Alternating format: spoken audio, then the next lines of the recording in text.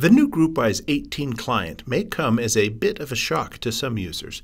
For other users, it will be more of an extension on the features they've already been using to their advantage.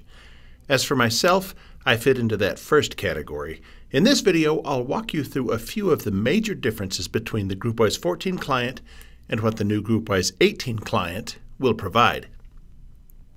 For years, I've been a very utilitarian GroupWise user. Here is my typical GroupWise layout. I liked a simple message list, sorted with the newest messages on top. I did not generally use the message preview option, but I certainly did take advantage of the folder list on the side here. It's kind of bare bones, but it's familiar, it's efficient, and it's always worked for me. In the past, as I upgraded the client to new versions, my settings were left alone, and I could expect a similar look and feel as those new versions were installed. With GroupWise 18, that isn't going to be the case. There are some fantastic new features that are turned on by default with a new client install. So take a look at this inbox, and next I'll show you a mailbox following the GroupWise 18 client install. Here is the first look at the new client. The first thing I notice is that the Quick Viewer is enabled. I'm going to leave that on for now, but I also notice that columns have been turned off.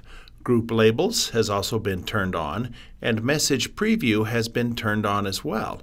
An important note here, these changes will only be made for the main mailbox. Your settings for any other folders will be preserved. In the past, adjusting the display settings was often underutilized because the options were kind of hidden under a layer or two of menus. Plus, you couldn't actually see what your changes were doing until you closed out of the menu and had a look at the screen. Take a look at what happens when you press this menu button right here.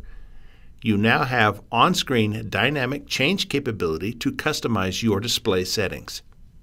If you don't want group labels, you just uncheck this box. Same thing with Message Preview. Want to turn columns back on? It's right here. Now note how every change I've made is now highlighted in yellow. This is a visual clue as to what changes you just made, so if you don't like what happened in the display down here, you can just undo the last option to set it back. You can also undo all changes with this button or reset to the GroupWise 18 defaults right here. If you are an old school user like I was, then this GroupWise 14 default button might be your thing. Or maybe you decide you want the GroupWise 14 look, but add that cool summary feature back in so you can see the first line of the messages as they display in your list. Now let's talk about the Message Preview window over here. I've learned to really like it, but only when I'm using my big desktop monitor while my laptop is docked. When undocked, my screen resolution is reduced and there just isn't that much room.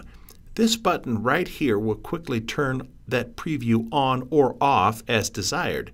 And this button right next to it will turn off the folder display if you want even more room for the message list. One final thing I want to point out about the dynamic settings option is they are context sensitive. For example, if I open the calendar, then click on the display settings button, I am presented with a truncated set of options because the calendar just doesn't have as many view options. Likewise, if I click on, say, the task list folder and then options, it looks similar to the mailbox, but notice how the column headings now reflect options specific for tasks. In my next video, I'll cover the new conversation threading, and that will explain what these little blue and sometimes green dots represent. Thanks for watching. We hope you find this information helpful.